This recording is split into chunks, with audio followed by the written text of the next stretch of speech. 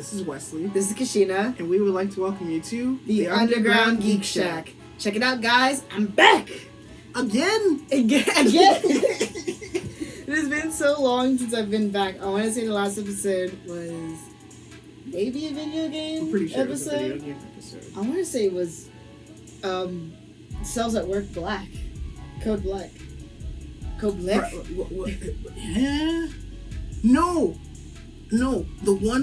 The last one we did was probably our YouTube episode. That's the one. Either that one or the book episode that we did. Yeah, it was one of those two. But no, it's been so long since I've been back physically. I'm trying to get my life together, guys. Don't worry, it's coming together, just kind of slowly. But I'm working on it, guys. Don't worry. Other than that, I'm back. I'm in the flesh. I can dab whenever I want, and you guys can cringe at it whenever you want. So dabs on that. No longer a still image. I'm no longer a still image on Zoom. So now, instead of just doing this all day, you can just see me going pyong pyong pyong. But I'm trying to. The reason why I'm so excited and my hype levels are hype right now is because we got awesome news about an awesome game, which we're going to be talking about right now. Yep. Speaking of which, hey Wesley. Hi. You want to know something? What do I want to know? It's finally here. What's here? You know what's here. The news about Kingdom Hearts 4.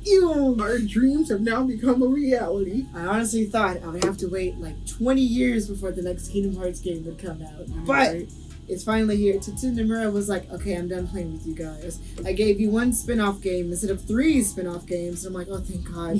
Oh, I couldn't handle that anymore. Tetsuya? You just ran his name all together. Okay. I screwed up his name. As a person who has studied the Japanese language, I have done a terrible job of keeping up with studying said Japanese language. However, I'm just glad that we're finally getting some news about it, even though it's just a trailer and technically there is a lot of we don't know about the actual game. I'm just glad that we're getting confirmation that it's actually like happening. Yeah. So work is being put into it, which means we'll probably be seeing it in like the next 2, maybe 3 years, or I'll pull a freaking Final Fantasy 15 and don't come out for the next 10 years. Yep. Either way, it's happening. That's all that matters to me, dude. But before we go into the actual thing, I want to give you a layout as to what is happening. So, one spoiler. This isn't the layout for me, by the way. this isn't a layout. This isn't a layout for him. This is just so that you guys would know what this episode is, because it's going to be different from our other episodes where we talk about things that are actually there. This is just a theorizing episode. We're going to be talking about what could be, what most likely is possibly happening when it comes to the phase 2 of Kingdom Hearts. Because we've been living in the Xehanort age for so long. The Lost Masters arc is scary. Yep. And this is the theories that we're going into it. But before that, I should mention that we're going to be going into deep spoiler territory when it comes to Kingdom Hearts 3. We're talking about the ending of Kingdom Hearts 3, the ending of the Remind DLC for Kingdom Hearts 3. We're also going to be talking about Union Cross. We're going to go deep into that. For those of you who don't know, Union Cross came out 2015. It was a mobile game for Kingdom Hearts, and it told the story of not Sora, but of playable a playable character of our creation going through a Kingdom Hearts like story of their own, and it's very complex, very interesting. Oh yeah. And I poured in a lot of money that I don't want to talk about into it, but most people thought it was just going to be a side game. There's actual story elements and very important story elements that go into it. Crucial roles that have been of course, Tetsuya Nomura has struck again, where he's like, haha, what you thought was a side game is an actual thing. Please pay attention. This will be on the test next week. And I'm like, you didn't study. Okay, Tetsuya Nomura. Alright, Nomura, you caught me again. But, we're going to be going deep into that for those of you who haven't played there are, I want to say the game's not disconnected. You could still play the data missions of the game.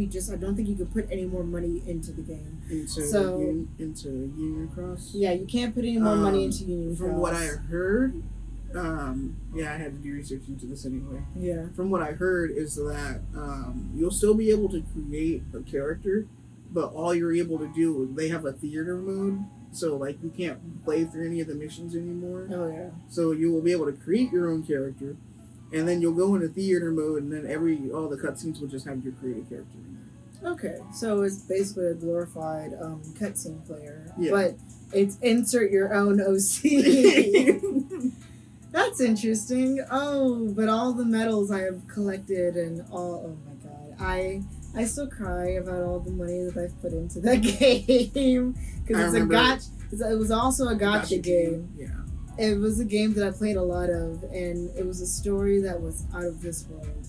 But before I go even deeper into that, I feel as though it is very important for us to give you context as to our extended knowledge of the series, because we've talked about it when we were in between the lines. We did a whole episode about it with our good friend Kay. Yep. About which games we've played in the past, which ones we've completed, and why we were really into the series. I highly suggest that you check out that episode. But for those of you who don't want to go back and re-listen to another episode, we're going to tell you which games we've played and which games we've actually finished. Yeah. So I guess I'll start off real quickly. Okay. I have started every single, including all of the mobile games, Union Cross and Dark Road. I have started every single Kingdom Hearts game, but the only ones that I've actually finished is Kingdom Hearts 1, 2, 3.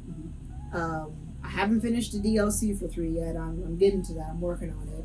I've finished Dream Drop Distance and Ventus's story when it comes to Birth by Sleep. Those are the only ones that I've actually completed. I've started every single one of them. I've gotten deep into Chain of Memories.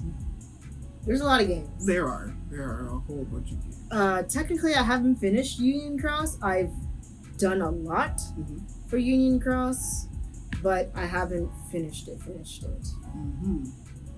And with Dark Road, I've only completed the first 2 worlds because it is repetitive. There's a lot that goes into it, and you're just like, why?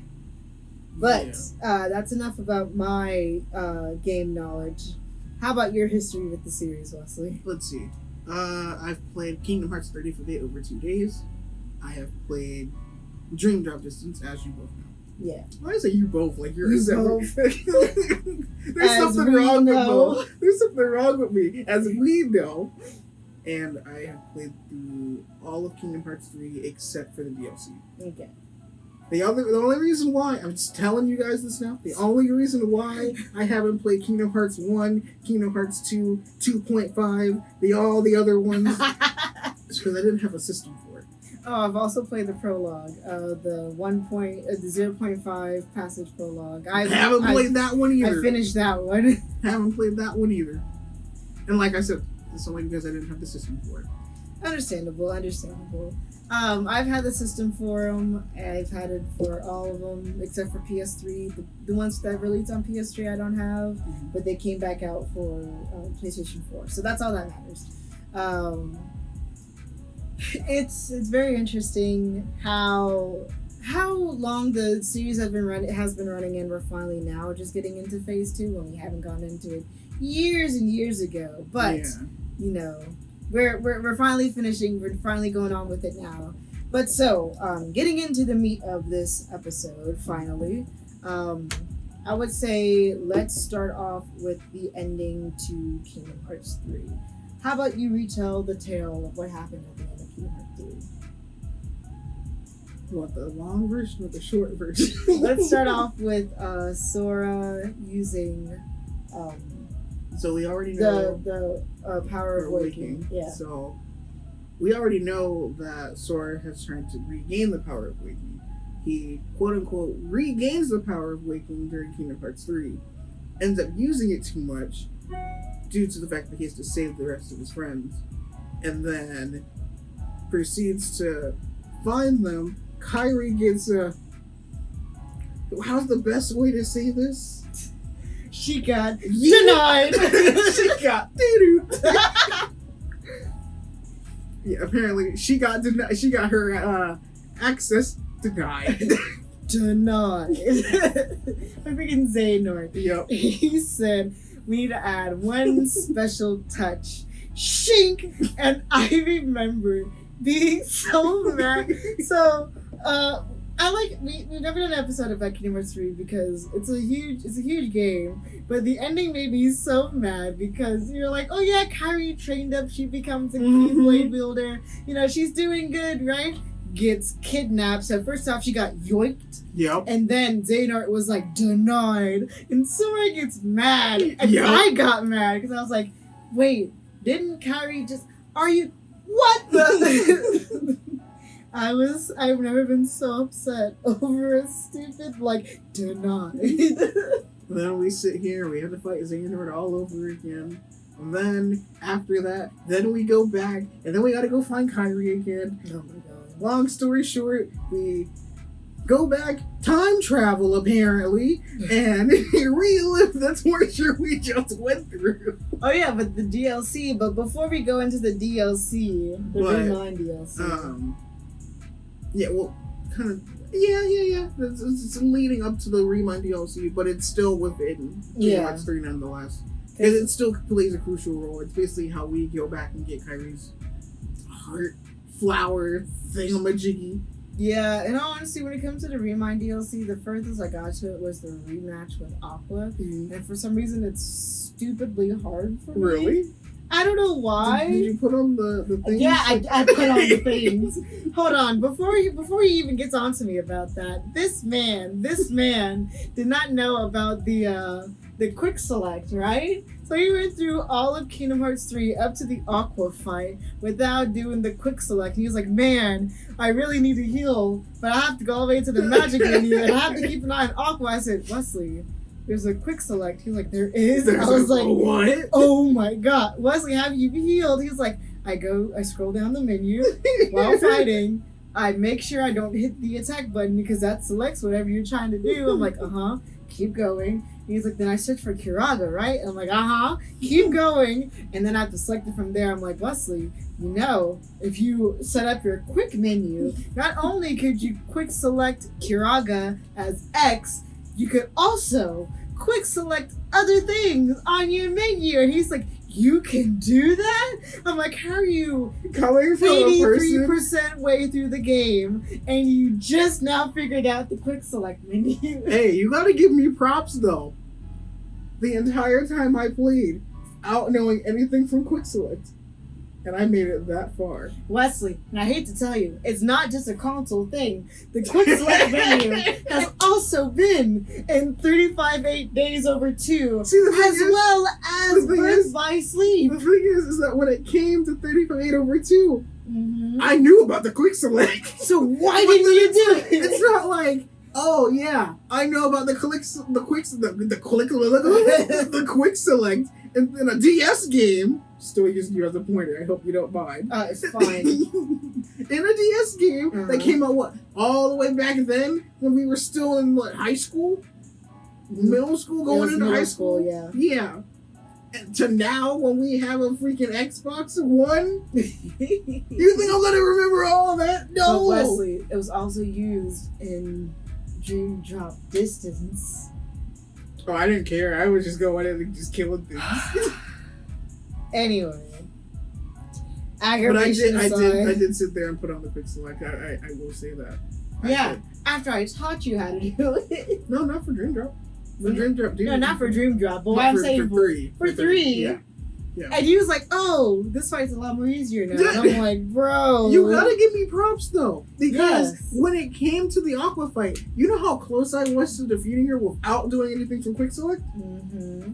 I got her down to her final health bar just by me dodging all over the place. I was over here strategizing, playing 3D chess with freaking Aqua, and I'm like, no, flyer, no, thunder, please. And you chose the Jotaro way of rendering Nigaru down, Smokey. But yeah, those are the only ones that I have played. Still haven't beat recoded. That one got a little bit difficult for me once I entered into Mount Olympus. Oh my goodness. Oh, because of I think it was when I entered Mount Olympus, but then it went to the turn-based strategy, and I hate turn-based. I just hate when it's the top-down kind of turn-based instead of like how we have like with Atlas. Oh, the behind the character. No, this is top-down, and I'm like, no, I don't want to do this. But yeah, those are the ones that I have played. Yes. I'm trying to think how far I got in some of the other games. I've gotten decently far in Chain of Memories, and in the Birth by Sleeps, I've gotten to the Stitch world with Aqua, and then with Terra, I was stuck on Zigbar shooting at me somewhere. And it's been a struggle, okay? But going back into the Kingdom Hearts 3 ending. So yes, so far we have we've seen everything from Sora using the power too much, like how young Xehanort has warned him not to do. Yeah. Because he was gonna die, and I was like, oh no, Sora, he's not gonna die. He's gonna make it through. I cried at the end of Kingdom Hearts 3. We get to the end. Xehanort's gone. He hands over the Keyblade or the X Blade to us. And it's just weird because it says X and they go Keyblade. Yeah, because it's using the Greek pronunciation. Yeah, I know. It's just weird when everything is called the Keyblade. Yeah. They're just like, what? But this game series is weird to explain. I know. But so Xehanort's gone. He hands over the Keyblade to us and everything. And then we finally get the actual cutscene of everyone being on Destiny Island, and I'm like, almost everyone, but I'll mention the ones who aren't there. And so I'm like, yo, the gang's all here, and and then almost everyone's looking over to Kairi and Sora sitting on the freaking tree, and I'm like, okay, and then Sora's just. He got Thanos snapped. They just look at each other, and then he's just gone. And I was like, first playthrough, I was like, what the hell just happened? Because I was like, yeah, we good. Nothing went wrong. And then I just looked at Sora, and then I looked at Kairi, and Kairi just has a tear, and I was like, wait a minute. Why is she crying? I'm like, did Sora just die? What the heck just happened? And I'm like, yo, Yin Sid, what the heck just happened? Oh my god, the ending was so hard for me. It still hits me very emotionally. So I was staying up late. I had school the next day, but it was later on, and I was just like, I'm gonna finish this game tonight. And I cried so hard. My poor fiance received 99 plus messages from me because I finished the game and I was going through an emotional roller coaster. And literally the next day he messaged me saying, don't ever do that again. What is wrong with you? And I was like, babe, Sora dies? So yeah, Sora's technically dead now. You're welcome. So cut to the secret movie that you unlock at the end of the. Well, we also got the foretellers. Oh yeah, the foretellers. So sorry. Before all of even Kingdom Hearts 1, before Birth by Sleep, yep, you have the foretellers. The foretellers. For those of you who watched the movie, that one weird Kingdom Hearts movie that came out, that Kingdom was Hearts key back cover. I said Kingdom Hearts key back cover. Is it? Yeah, Kingdom Hearts back cover. Yeah. It's a weird movie because it's basically an extended cutscene, but it's an hour-long cutscene. But it was gorgeous nonetheless. It was very gorgeous, but they treated it like a cutscene because it did the fades to black so many times. And I'm just sitting here like... Somebody starts talking, fades to black. I know! And I'm just I want to hear what they say. Am I playing a game or what's happening here? So... Thinking about go jump straight into a combat scene here, like, okay, I remember one time I picked up my Xbox controller and I was like, this isn't even on Xbox. So, the foretellers story follows, it is all happening within the moments that is the Kingdom Hearts Union Cross game. So as I was watching the movie, I was like, oh, this part happened during this part of the game on the mobile game. Mm-hmm. It was very confusing to watch because there were some events that kind of happened in and out of order. There were fights that happened, and in the actual like game, you yourself actually fought against the foretellers a couple of times, but it turned out to be data versions of themselves. To explain all of Kingdom Hearts Union Cross, it's very confusing, but there are two main things I need to tell you about right now when it comes to Union Cross, and it will be really important for you to know. Actually, three things that'll be very important for you to know when it comes to Kingdom Hearts 4. So there's this character in there. Her name is Streliza. Yeah. Sorry, her name is Streliza. That's been a tough name for both of us. It's super hard, dude. Streliza is Marluxia's sister. Yep. Hey, guess what? We've seen Marluxia many times before. He has a sister. And Marluxia's real name isn't Marluxia. It's Laurium. Laurium. It's Laurium. Also, Larxene. Larxene is a good friend of Streliza. Guess what? You would never learn about Streliza unless you played the side games. Yep. Congratulations, you just got played by Nomura himself. No one's gonna know who this person is because the population of people who actually played through Union Cross, it's very little. Not when it came to Kingdom Hearts 3, you saw all them names. Well, no, you saw all those names, but when it comes to the actual, like, that population compared to the whole entire population of Kingdom Hearts players, it's very small. So Streliza. So why am I bringing her up? She got murdered in Kingdom Hearts Union Cross by Darkness, who was taking over Brain's body. No, actually, he took over Ventus's body. And he went and killed Streliza, and then Ventus has no memory of this. Like towards the end, it's confusing towards the end because there's a bunch of crap that goes into it. Like our main character becomes a part of Xehanort's heart, and then something about the Dream Eaters comes out of it. Yeah, the explanation it got real weird because at one point in time, for some strange reason, you have our player character decide. Because he has like the different darknesses around him, or them. We're just gonna call the player character them. Yeah. And it was weird because Darkness is like thinking, "Oh snap! The player character is actually one of us." And I'm like, "How the heck do you think that the player character is one of you?" And then player character playing 3D chess over here is like, yeah, I'm one of you, but we have to take out Ephemere in order to proceed with the plan. And so Ephemere decides, you know what? I ain't trying to have you killed me, Scold, and Brain, and freaking Laurium, and anyone else. I'm gonna seal you off in another world. That's what the freak. Because the reason why all these characters are important is because originally there were 5 other foretellers. Mm-hmm. I can't remember all their names except for Ava's right now. Yeah. But something happens to them and they die, they disappear.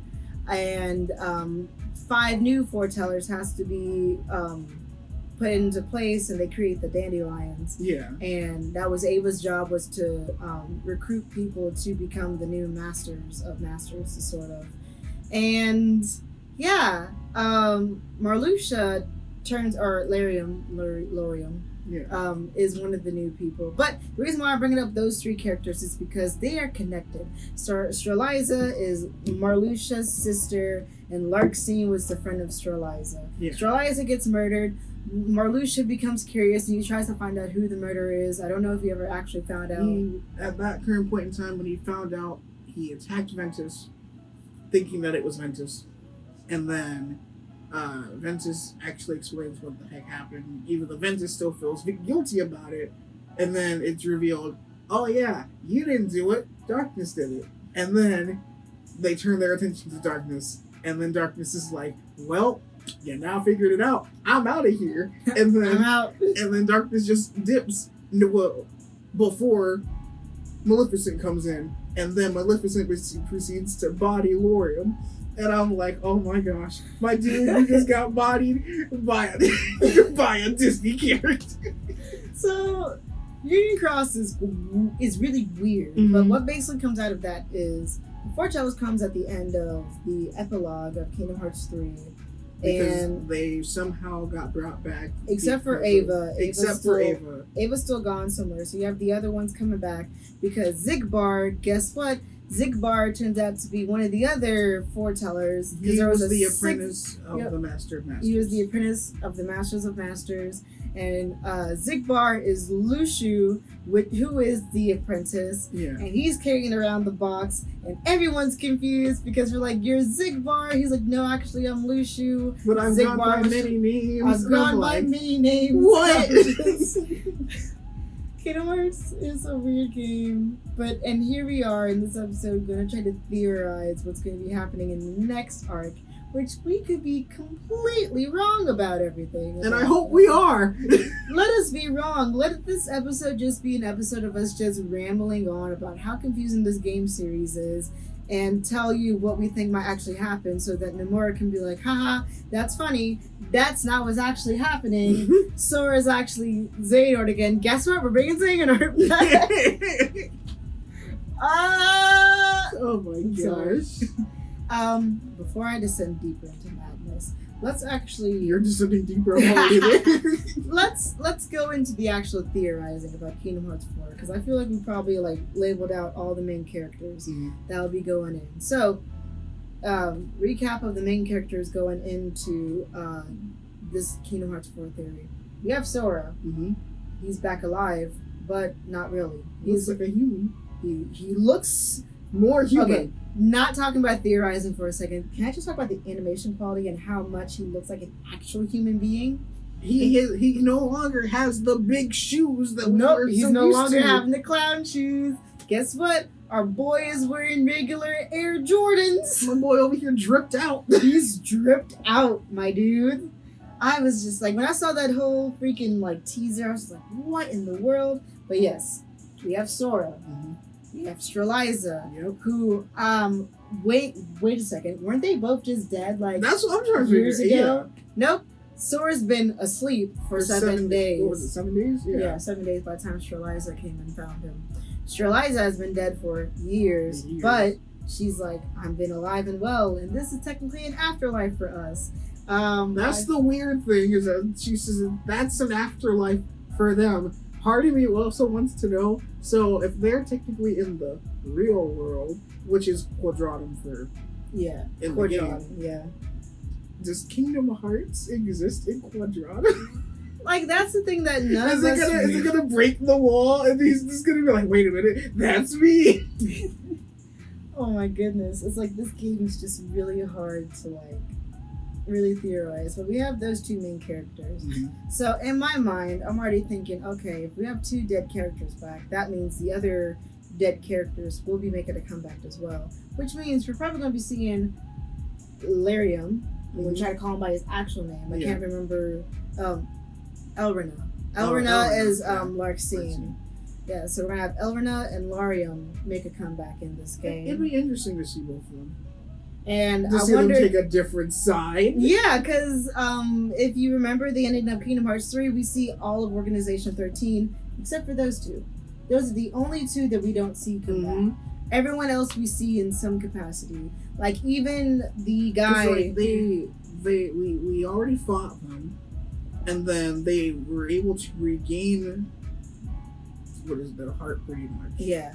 And then because Marluxia was like, oh, so that's what it means to feel. Yes. And then he's like, well, I'm out of here. Just pieces out. And then Larxene is like, that's my little secret. And then just dips. And I'm like, bring your blood back here. Zigbar comes back, not with everyone else, but he comes back as Lushu. That's just weird. And he's carrying around the box. Sayax.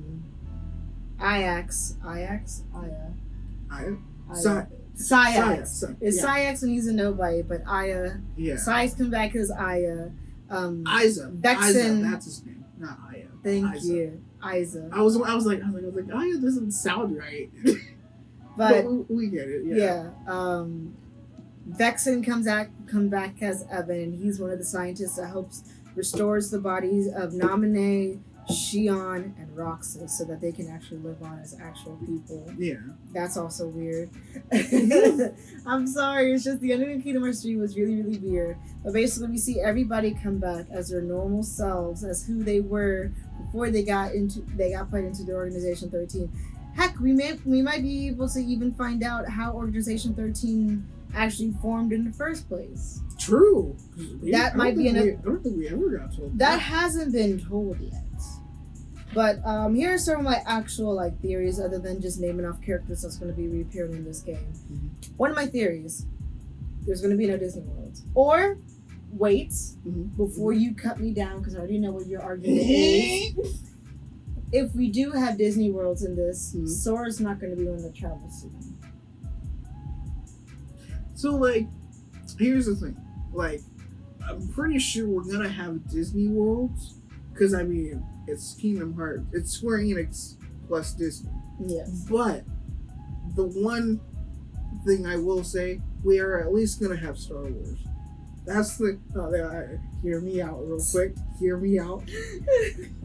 Only reason why is because when the trailer started to play, and you have the whole forest section thing, Yeah. and then I saw the foot of the it was like the ATST from Star Wars, and it looks like it's on Endor from Star Wars. So if Star Wars makes an appearance, I'm all for it, because one, we already know we already know Square Enix can do They can do live Star action, Wars, because they've already done it with Pirates of the Caribbean twice. and they've done it with Tron. And Tron, yeah, that's true. So they can do live action movies, yeah. Plus, I've been theorizing for many years that Sora can finally have a Keyblade lightsaber for You're like, this is finally the game that it can happen in. I really want to see it. But so that's the only one that I just have. So hear me out. This is the reason why I said Sora won't be the one to travel to these worlds. If Sora anything, also might get a job. if anything, we might have a Dream Drop Distance situation all over again, where it's Riku traveling to go find Sora. Mm-hmm. Because for those of you who saw the secret movie at the end of the Remind DLC, you see that both Sora and Riku are in Shibuya. Mm-hmm. Also, for those of you who are astute Square Enix fans, this is the second time Square Enix has used Shibuya as an afterlife. For those of you who play The World Ends With You, it's the afterlife and the main place that they play the Reapers game. My first thought was, when I saw the secret movie, was, oh crap, we're going to have a Reapers game 2.0. Mm-hmm. And Sora's going to be in it for some reason, because we've seen Sora do a crossover with The World Ends With You. Yeah. Because all in Dream Drop Distance, forgot his name. Neku, thank you. No problem. He hangs out with Neku and all them. Yeah, and he even says, he is like, oh, maybe one day I'll come and visit you. Yeah. So I'm thinking, this is the Reaper's game. He doesn't have a timer on his hand. Yeah. For those of you who play World Ends With You, you're in the Reaper's game if you have a timer on your hand. There's no timer on his hand. Even when he wakes up, he makes no mention about a timer on his hand. Or maybe that'll be seen someplace else because they're still developing the game. Yeah. But as far as I know, he's not in the Reaper's game. However, he is dead in some capacity. Yeah. In his original, they even said in there, don't be surprised if the world you wake up in won't be the world that you were once in, and you can't return to your original world or something like that. It was something along those lines. But then the other thing that kind of caught me off was when, if you try to return to the world that you came from, don't be surprised if you fall into despair or something like that. Because it's not the same or something like that. So they're definitely going to be taking a darker turn with this game. It's very interesting because Sora, as a character, is a very light, very cheerful, very colorful character. To be put into a dark scenario where he's technically dead, and there's a chance that there's no way for him to go back to his original friends, but they're all desperately trying to find him. It's very, very sad if you think about it. Well, because like even at the end of Kingdom Hearts 3, when he had brought Kyrie to the final world, and he even looked at his own hand and saw that he was like disappearing, and I was like, oh, that's a sign. Yep. So it's really weird. So what I'm thinking is Sora is stuck in Quadratum. The way you pronounce it, I can't remember. Quadratum. He's stuck in Quadratum. But I want to say shadows are coming back, but so far all we saw was that darkness that almost looks like Dark Side, but it's not. So shadows. Two buildings. Yeah. Shadows still exist in this world. So what I'm thinking is the Heartless is still making somewhat of a return into Kingdom Hearts 4. Just not at the capacity maybe that they used to. They're probably called something different. Like, in Dream Drop Distance you had Dream Eaters, but they were the Nightmares. And then in Birth by Sleep was Unverse. So this one it might be called something different, maybe not Heartless or Nobodies. You're a heartless nobody.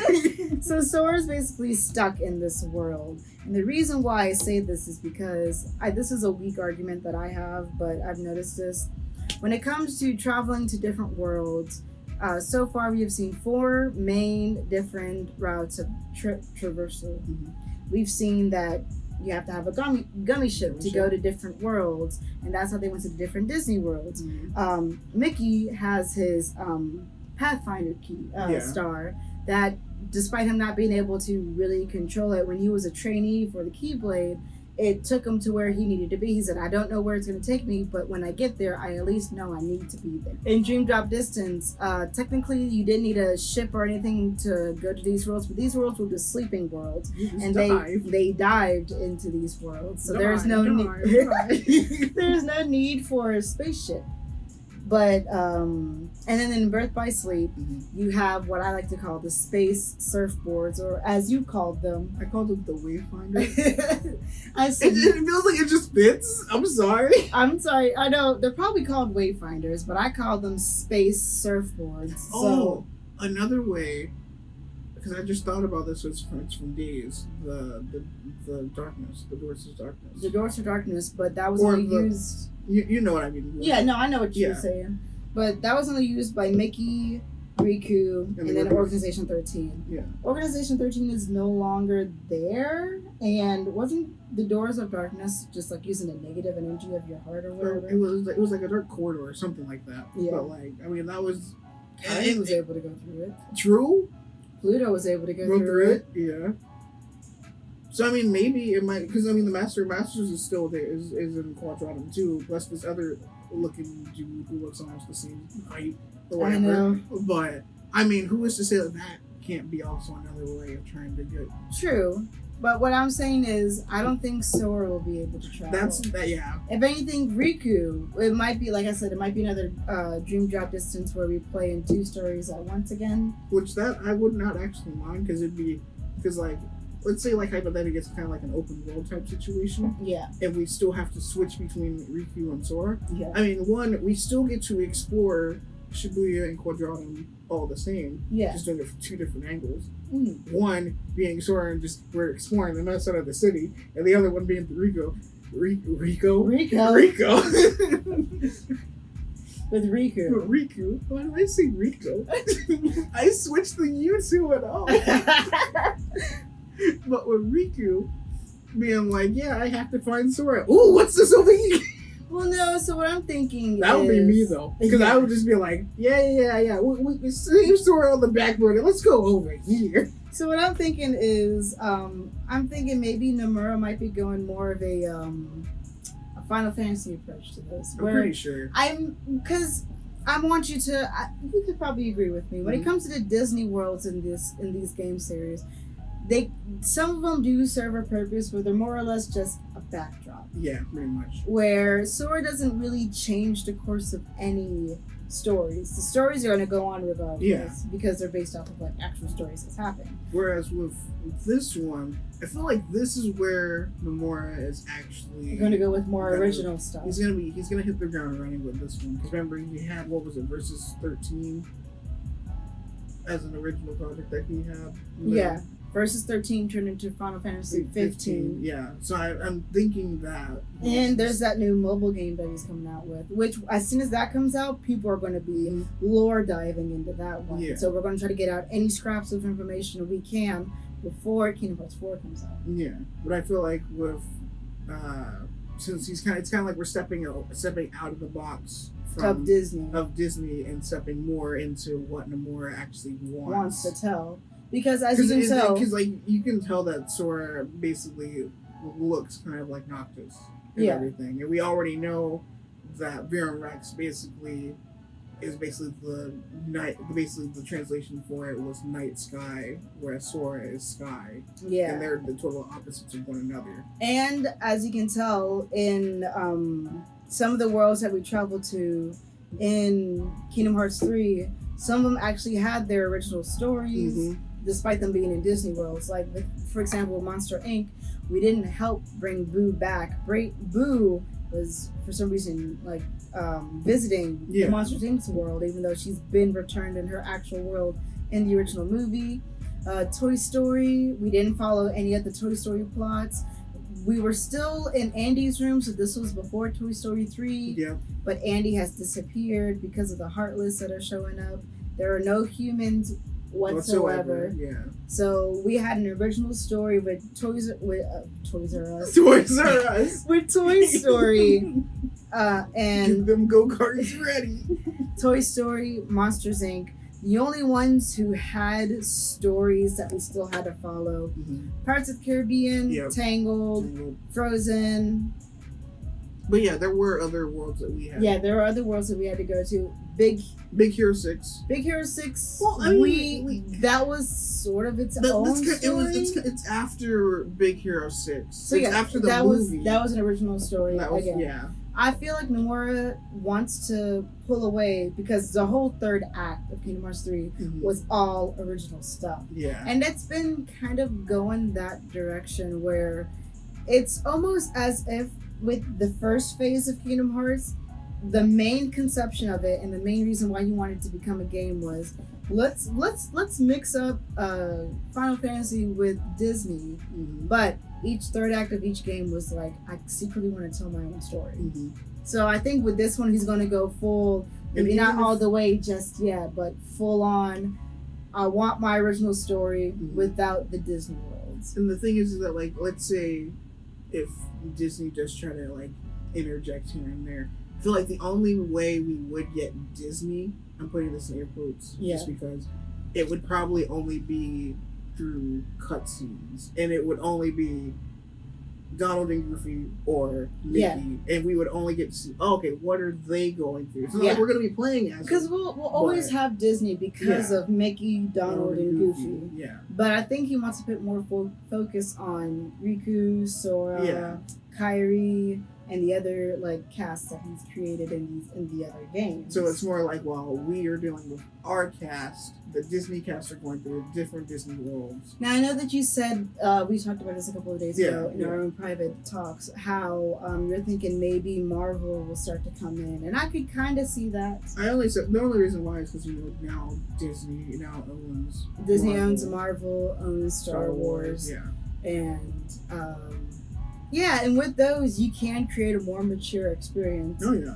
So I totally agree with you that if Disney does show up in here, it'll probably be at very little capacity, if anything. Yeah. I feel like more original stories going to start coming out, and this is what's going to be drawing me back in to the series. Because Kingdom Hearts 3, there was a certain world that kind of left a poor taste in my mouth, and that's Frozen. Yeah. I don't want Frozen to come back, especially if it came back. You feel the same about it. It left a poor taste. Yeah. Yeah, because Frozen, that world was just... Sora happened to be there, and we climbed a mountain 3 times. I liked the original idea that Nomura had came up with. Yeah, but unfortunately you couldn't put that in because Disney was like, no, put this in instead. No. Yep. But yeah, no. I feel like that's the end of our Mad Men rambling. Yep. I'm sorry if this episode was a little bit hard to follow. It's just because explaining Kingdom Hearts is so hard, but we still want to theorize what's happening in 4 because we're trying to link together what's happening in the other games, even though it's super hard to do that. Oh, yeah. I wish I was equipped with enough Japanese, and I really wish that I had the chance to sit down and talk with Nomura himself and ask him, what direction did you want to take this game? Did you want to take it a more original story direction?